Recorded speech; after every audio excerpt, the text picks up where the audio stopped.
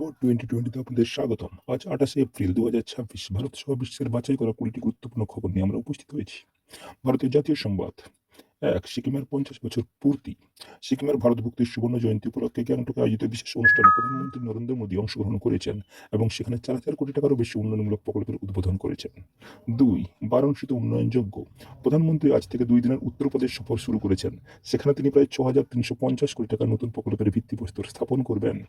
৩. বিজেপিতে আপ এমপিদের যোগদান। আম আদমি পার্টি আপ 7 জন রাজ্যসভা সদস্য আনুষ্ঠানিকভাবে বিজেপিতে যোগ দিয়েছেন। রাজ্যসভার চেয়ারম্যান এই সংযুক্তি গ্রহণও করেছেন, যার ফলে উচ্চকক্ষে বিজেপির শক্তি বেড়ে 113 দাঁড়িয়েছে। ৪. দাবদাহের সতর্কতা। ভারতের আবহাওয়া দপ্তর আইএমডি রাজস্থান, গুজরাট, উড়িষ্যা এবং তেলেঙ্গানা সহ একাধিক রাজ্যে তীব্র তাপপ্রবাহের সতর্কতা জারি করেছে এবং রাজ্যগুলোকে বিশেষ হিট স্ট্রোক ইউনিট চালু করার নির্দেশ দেওয়া হয়েছে। ৫. দাউদ ইব্রাহিমের সহযোগীর প্রত্যর্পণ। কুখ্যাত অপরাধী দাউদ ইব্রাহিমের ঘনিষ্ঠ সহযোগী সেলিম ডোলাকে একটি সমন্বিত অভিযানের মাধ্যমে ভারতে ফিরিয়ে আনা হয়েছে। তিনি আজ সকালে দিল্লিতে অবতরণ করেছেন। ৬. ভারতীয় রুপির দরপতন। মার্কিন ডলারের বিপরীতে ভারতীয় রুপির মান আজ 0.2% কমে 94.37 নেমে এসেছে। ৭. পশ্চিমবঙ্গ হেল্পলাইন। আসন্ন নির্বাচন উপলক্ষে পশ্চিমবঙ্গে 24 ঘন্টা কার্যকর নাগরিক হেল্পলাইন ব্যবস্থার মেয়াদ 10 মে পর্যন্ত বাড়ানো হয়েছে। ৮. বিখ্যাত চিত্রগ্রাহক রঘু রাইয়ের প্রয়াণ। ভারতের প্রখ্যাত আলোকচিত্রী রঘু রাই 83 বছর বয়সে পরলোক গমন করেছেন। ৯. Google data centre. অন্ধ্রপ্রদেশের বিশাখাপত্তনমে গুগল ডেটা সেন্টারের ভিত্তিপ্রস্তর স্থাপন অনুষ্ঠানে কেন্দ্রীয় মন্ত্রী অশ্বিনী বৈষ্ণব উপস্থিত ছিলেন।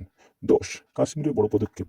জম্মু ও কাশ্মীরের অন্যতম বড় মাদ্রাসা সিরাজ উল উলুমকে বেআইনি সত্তা হিসেবে ঘোষণা করেছে প্রশাসন। আন্তর্জাতিক সংবাদ। ১১. ব্রিটিশ রাজপরিবারে আমেরিকার সফর। ব্রিটেনের রাজা চার্লস এবং রানী ক্যামিলা 4 দিনের সফরে মার্কিন যুক্তরাষ্ট্রে পৌঁছেছেন। প্রেসিডেন্ট ডোনাল্ড ট্রাম্প তাদের স্বাগত জানান। ১২. হরমুজ প্রণালী নিয়ে ইরানের প্রস্তাব।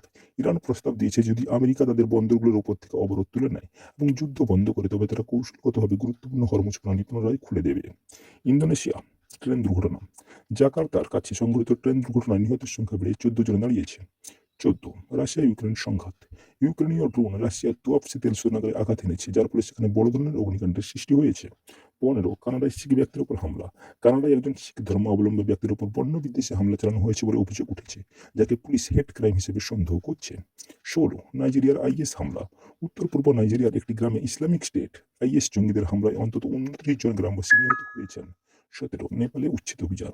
কাঠমান্ডু উপত্যকার নদীর ধারে গড়ে ওঠা অবৈধ বস্তি উচ্ছেদের প্রতিবাদে সেখানে তীব্র উত্তেজনা ও আইনি জটিলতা তৈরি হয়েছে। ১৮. পারমাণবিক ঝুঁকির সতর্কতা।